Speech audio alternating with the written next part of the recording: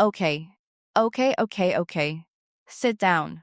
No, really sit down. Because I do not want you standing up for this one. I have done a lot of readings. Thousands at this point.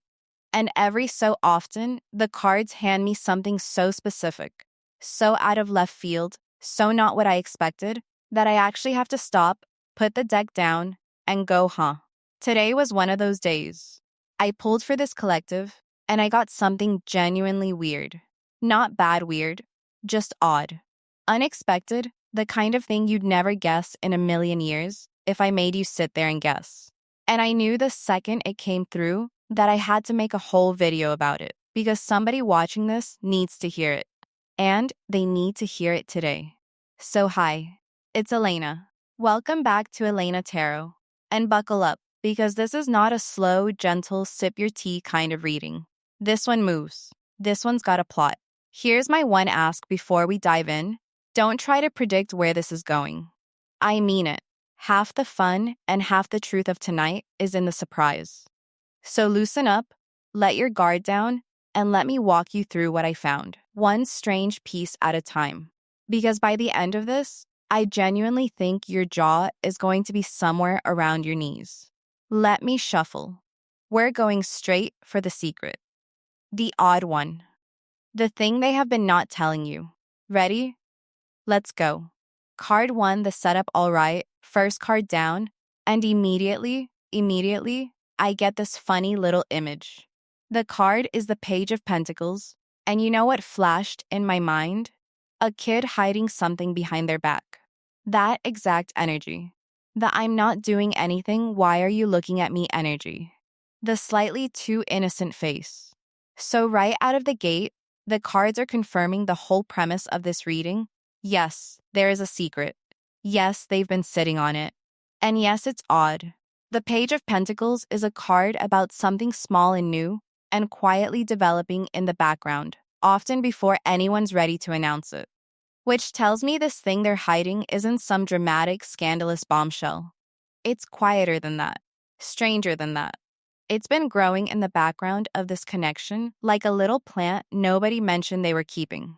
And here's the first twist. Because there's always a twist with me, the reason they've kept it hidden isn't because it's bad. It's because it's embarrassing in a goofy, almost endearing way. This is not a guilty secret. This is a cringe secret. The kind of thing a person hides not because it would get them in trouble, but because they'd be mortified for you to know how soft, how invested, how not cool they actually are about you. You feeling that already? The energy of someone who has a crush so big they'd literally rather you never find out than risk looking uncool. That's the texture of this whole thing. Hold on to it. It only gets better. And can I just say, there's something so telling about the Page of Pentacles being the opening card here. Because the page is a beginner, a newbie, someone fumbling with something they don't quite know how to handle yet. And that's a clue all by itself about who we're dealing with. This is not some smooth operator who's done this 100 times and knows exactly how to play it. This is a person who, when it comes to you specifically, turns back into a nervous amateur. They might be perfectly confident everywhere else in their life, at work, with friends, in rooms full of strangers, and then they get within range of you, and suddenly they're a page again. Clumsy, careful, hiding something behind their back, and hoping you won't ask. There's something almost adorable about it, honestly, the more competent someone is in the rest of their life. The funnier it is to watch them go to pieces over one specific person. And you, my love, are that one specific person. You're the thing that turns a grown, capable adult into a kid hiding a secret. That is a power. Don't underestimate it. Comment hiding something if you can already feel it, that little nagging sense that this person has been holding back a piece of the picture. Because they have. And we're about to find out what. Next card. Card 2, the first clue okay, second card, and the plot thickens. The card is the Knight of Cups, but it came out sideways reversed, and the moment it landed, I started laughing. Because the message was so clear and so human. Here's the picture. The Knight of Cups is the big romantic. The one who shows up with flowers and a speech and his whole heart on a platter. Upright, he's smooth. Confident, knows exactly what to say. But reversed, flipped on its head, he's the opposite. He's the romantic who has completely lost his nerve. He's got the flowers and the speech all prepared in his head, and he absolutely cannot make his legs walk him over to deliver them. So, clue number one about the odd truth: this person rehearses you. I'm serious. This is someone who has full conversations with you in their head, who's practiced what they'd say, who has imagined the moment they finally tell you how they feel approximately 900 times, and chickened out of the real thing every single time. The reverse Knight of Cups is a person with an entire romance, fully written, directed, and produced inside their own mind, that has never once made it to the stage. And here's where it gets a little odd, because I promised you odd. The version of you that lives in their imagination, they might actually be more comfortable with that version than the real you. Stay with me. It's not that they don't want the real you, they desperately do. It's that the imaginary you can't reject them. The imaginary you always says the right thing back. So this person has been living in a strange little loop where they replay an idealized fantasy version of being with you, precisely because the fantasy is safe and the reality is terrifying. They've gotten weirdly attached to the daydream. And part of what's keeping them stuck is that the daydream is so satisfying, it almost lets them off the hook from doing the scary real life thing. Odd, right? But we're just getting started. It gets odder. And here's a little extra something this card wants me to tell you, because it's funny and true, and I think you'll recognize it. A person stuck in reverse Knight of Cups energy often does this thing where they almost say it. You've maybe lived through one of these moments and didn't realize what you were watching.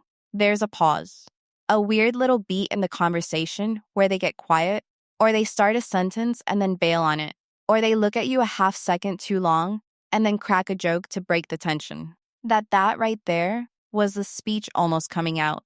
That was the knight working up the nerve, getting right to the edge of the cliff, and then sprinting back to safety at the last second. So if you've ever had a moment with this person where it felt like they were about to say something real and then suddenly changed the subject, or got awkward or laughed it off, you weren't imagining it. You caught the rehearsed romance trying to escape its cage. It got halfway out and panicked. That happens more than you'd think with this type. And every single time it happens, they walk away kicking themselves, replaying it, going, why didn't I just say it? So they add it to the pile of rehearsals and tell themselves, next time for sure. It is rarely next time. Next card. Card 3, the plot twist nobody saw coming. Okay, here we go. This is the one. Third card, and I want you to actually take a breath before I read it, because this is where the your mouth hits the floor part of the title earns its keep.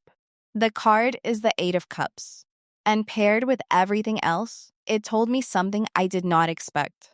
So here's the twist. This person has already made a decision about you. A big one. And they made it a while ago. Let me explain, because this is the genuinely surprising part. You've probably been reading this whole situation as, do they like me? Do they not? Are they interested? Are they not? Will they ever make a move? Like it's all still up in the air. Like they're undecided and you're waiting to find out which way they'll fall, right? That's the normal way to read a hot and cold mixed signal situation. Plot twist. They decided a long time ago. The Eight of Cups is the card of someone walking away from everything else, leaving the other cups behind to go after the one that matters. And what it's showing me is that internally, quietly, without telling a single soul, this person already chose you. They already crossed the bridge in their own heart. The mixed signals you've been getting were never about indecision. The decision was made.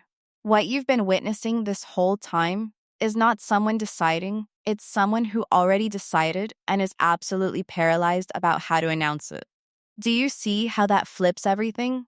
You thought you were watching someone make up their mind.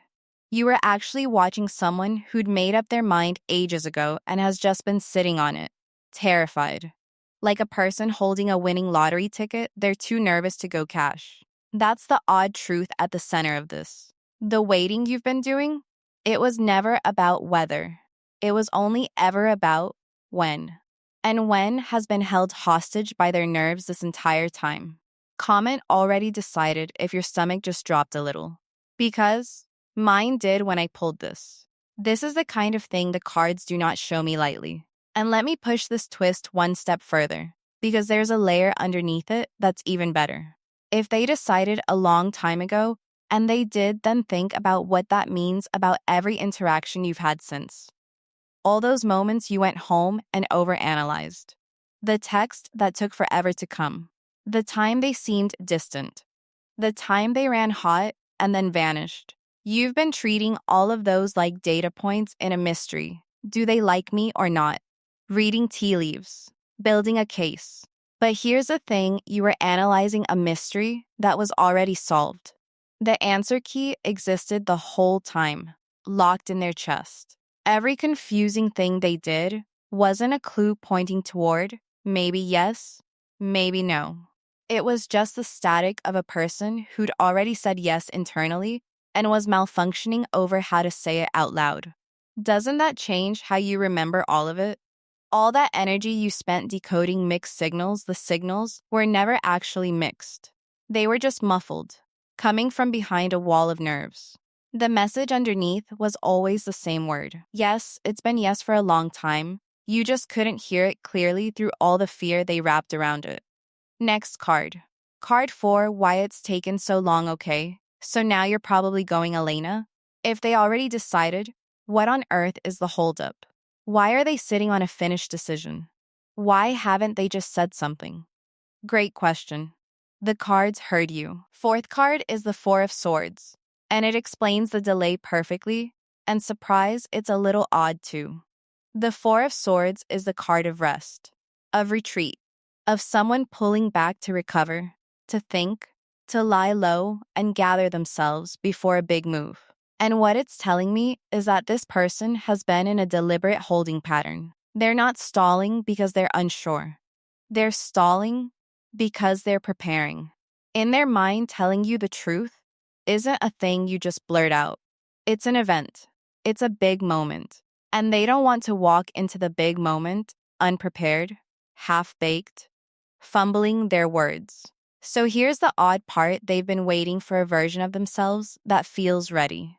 Some imaginary future date when they'll finally feel calm enough, confident enough, impressive enough, worthy enough to come to you with this. And the slightly heartbreaking, slightly comical truth is, that perfect ready version of them is never going to spontaneously arrive. They keep pushing the moment back, telling themselves not yet, I'm not ready yet, soon, when things are better, when I'm more settled, when I figure out the perfect way to say it, and meanwhile, the calendar just keeps flipping.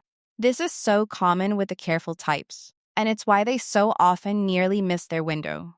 They treat the confession like a performance they have to ace, when really, the thing you'd find most disarming is them just being honest and a little messy about it.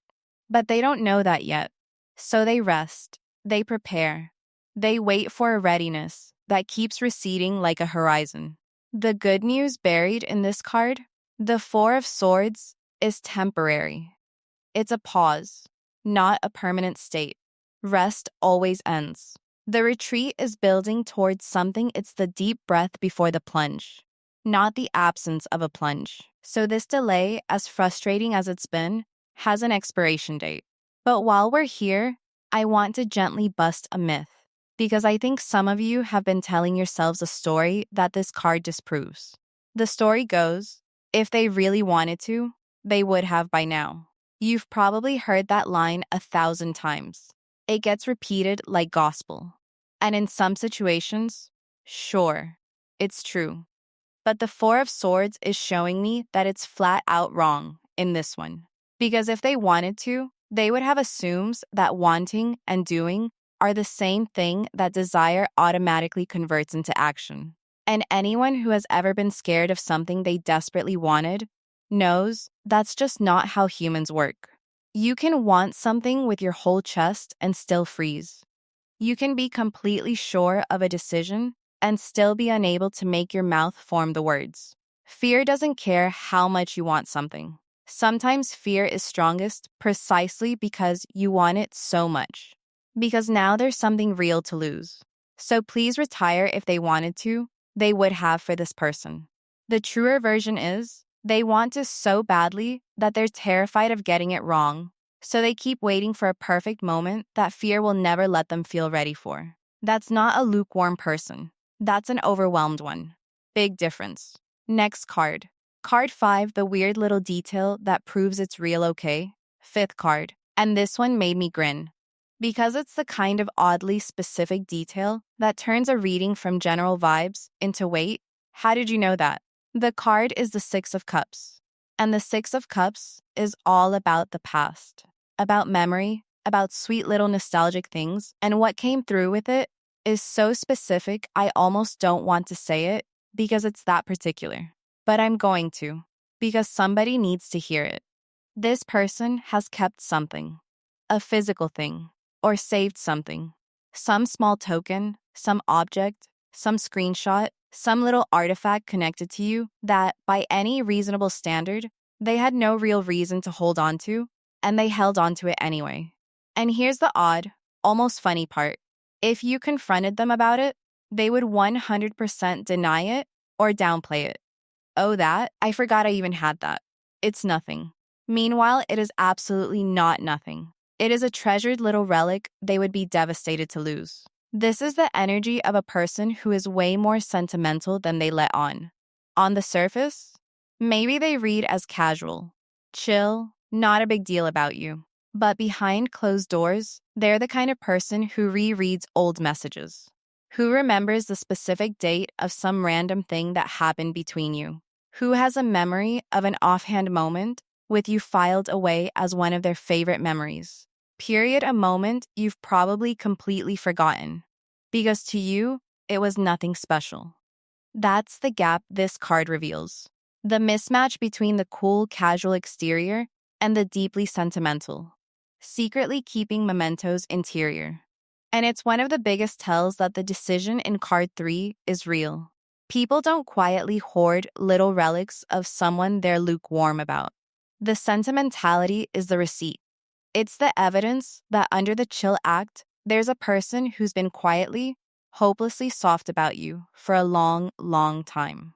Comment the keepsake if some part of you just knew if you've had a hunch this person is secretly way more sentimental than they pretend to be. Because the cards just confirmed it loud and clear. And here's something genuinely lovely tucked inside this card that I don't want to rush past. The Six of Cups isn't just about keeping a thing, it's about a person who, deep down, has a soft and almost old-fashioned heart. The kind of heart that values the small, sweet, unglamorous stuff. And what that tells me about how they actually see you is so much warmer than you might expect. To this person, you're not a conquest. You're not a fling. You're not some exciting acquisition. You're more like, and I mean this in the most flattering way home. You're the comfortable, safe, nostalgic, makes everything feel okay energy that the Six of Cups is built on. They associate you with the feeling of being a kid again. In the best sense, unguarded, hopeful, light, and that's a really specific and really significant thing for someone to feel about you. Because that feeling is rare in adult life, and people who find it tend to hold on to it for dear life. So while the keepsake itself is sweet, the bigger reveal is what it points to. You make this person feel something they thought they'd outgrown. Something pure, something safe. And they will move heaven and earth, eventually, to not lose access to that feeling. People let go of a lot of things. They almost never let go of the person who makes them feel like that. Next card. Card 6, what they're most afraid you'll think okay. Sixth card. And this one gets to the bottom of the fear. Because every secret this carefully kept is being guarded by a fear. And I want to name exactly what theirs is, since it's you guessed it a little odd. The card is the moon. And the moon is a card of things that aren't what they appear. Of illusions. of fears that grow huge and distorted in the dark. And what it's showing me is the specific monster this person has built up in their imagination. Here it is. They are terrified that if they tell you the truth, you'll think they're strange. That the depth of their feeling, the length of time they've been sitting on it, the sentimental keeping things, the whole rehearsed it 900 times of it all, they're scared that if it all came out, you'd look at them like they're a weirdo. Like they've been quietly obsessed in a way that's off-putting instead of sweet. And here's the genuinely odd, almost sad funny thing about the moon. That fear is an illusion. It's a distortion. It's the kind of thing that feels enormous and true at 2 a.m. and completely dissolves in daylight. Because the actual truth is the opposite of what they're afraid of. The very things they think would make you recoil, the depth, the sentimentality, the fact that they've cared this much for this long, are exactly the things most people would find incredibly moving. Who doesn't want to find out they've been cherished like that? Who hears I've secretly adored you for ages and kept a little memento and rehearsed telling you 100 times and thinks, ew? Almost nobody. Most people hear that and melt. But the moon doesn't let them see that. The moon keeps them trapped in the funhouse mirror version, where their tender feelings look monstrous and their devotion looks like something to be ashamed of. So they hide. They keep the cool act up. They protect you from a weirdness that isn't actually weird at all, it's just love, wearing a slightly awkward costume. If only they could see what you'd actually think. But that's the thing about the moon, you have to walk all the way through the dark to find out the monster was never real. And they haven't made that walk yet. And I want to point out the deliciously ironic thing about this fear. Because once you see it, you can't unsee it. This person is hiding their feelings to avoid seeming strange, but the hiding itself is the only genuinely strange part of this whole story. Think about it. There's nothing weird about liking someone. There's nothing weird about being sentimental, or rehearsing what you'd say, or keeping a little memento. That's all just being a person with a heart. The only thing in this entire reading that an outside observer might call odd is the elaborate lengths they've gone to in order to conceal something completely normal and sweet. They've turned a simple, lovely truth into a big, convoluted secret, all to avoid an embarrassment that was never going to happen. The moon does that. It makes us build cathedrals of avoidance around things that didn't need hiding in the first place. So if there's a punchline to the whole odd truth of tonight, maybe it's this. The truth isn't odd at all. The only odd thing is how hard they've worked to keep something this ordinary and this beautiful a secret.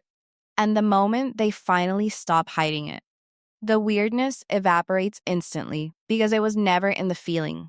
It was only ever in the concealment. Next card. Card 7, the final reveal, okay. Last card. The big one. The card that ties this whole strange, sweet, jaw-dropping story together. Take a breath with me. The card is the sun.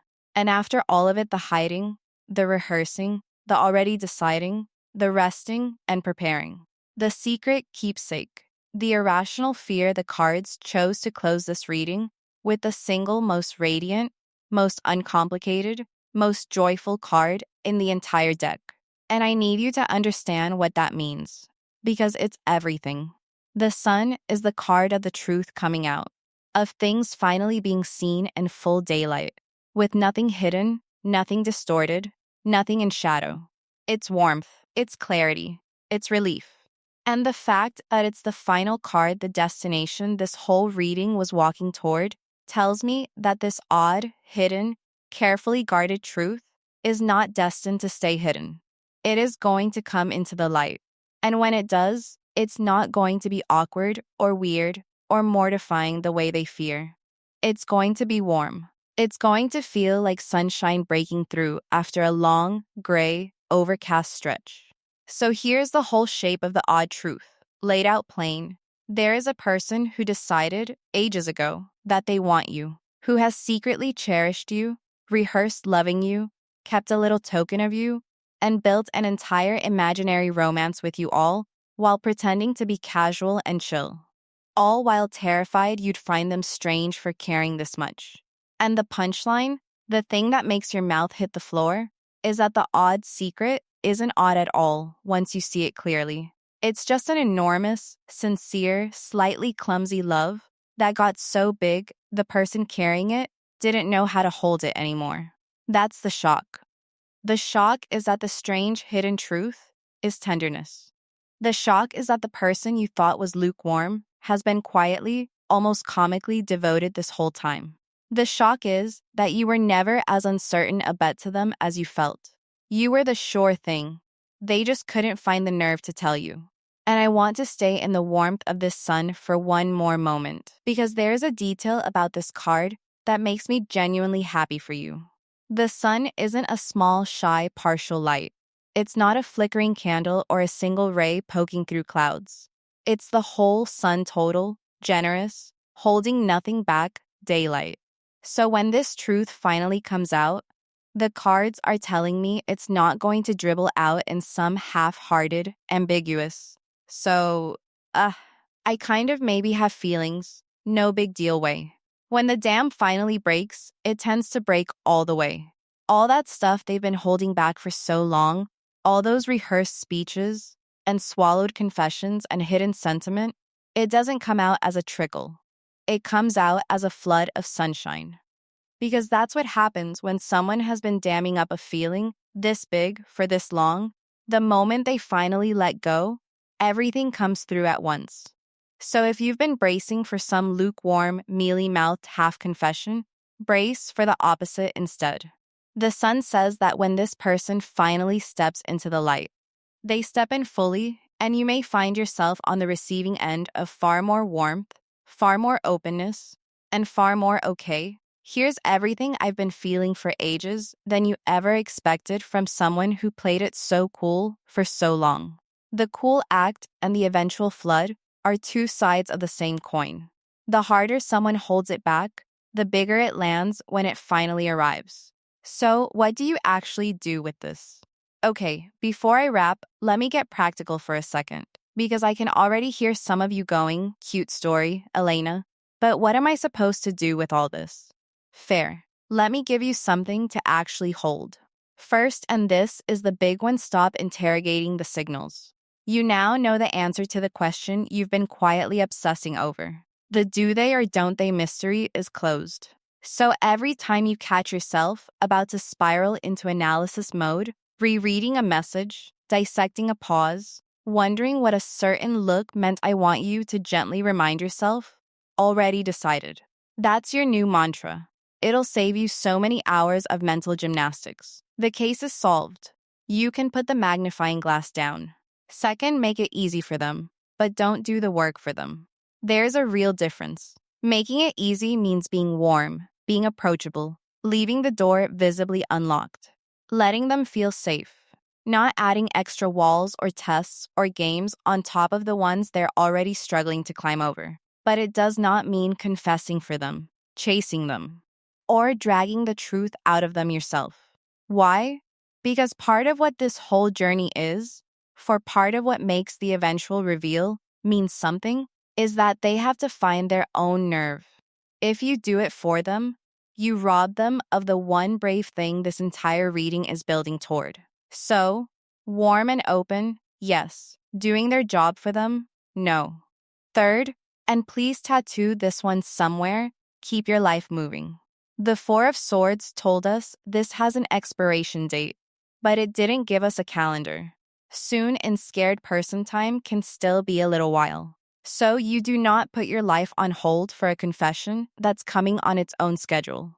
You stay busy, you stay full, you stay radiant and engaged and living. Not as a manipulation tactic, but because that's just how a self-respecting, sunlit person operates. And, bonus, there is nothing on earth that lights a fire under a hesitant person faster than watching the object of their secret devotion thriving, glowing, and very clearly not waiting around.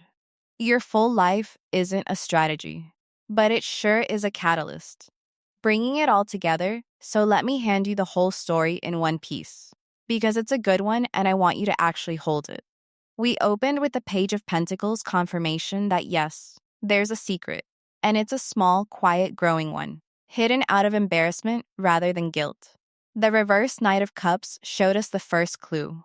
A romantic who's lost his nerve, who rehearses you in his head, who's gotten a little too attached to the safe fantasy version of being with you. Then the Eight of Cups dropped the real twist. They didn't fail to decide. They decided long ago. And everything you read as indecision was just them sitting on a finished choice, paralyzed about how to announce it. The Four of Swords explained the delay, not doubt, but a holding pattern. A person waiting for a ready version of themselves that keeps receding. The Six of Cups handed us the oddly specific proof, the kept keepsake. The secret sentimentality, the gap between the casual exterior and the soft, memento hoarding interior. The moon named the fear running it all. The terror that you'd find them strange for caring this much, a fear that's a complete illusion, since the very thing they're hiding is the thing you'd most want to know. And the sun closed the whole reading in radiant daylight. The truth is coming out, and when it does, it won't be weird. It'll be warm. So here's what I want you to walk away with tonight, and I want you to really take it in.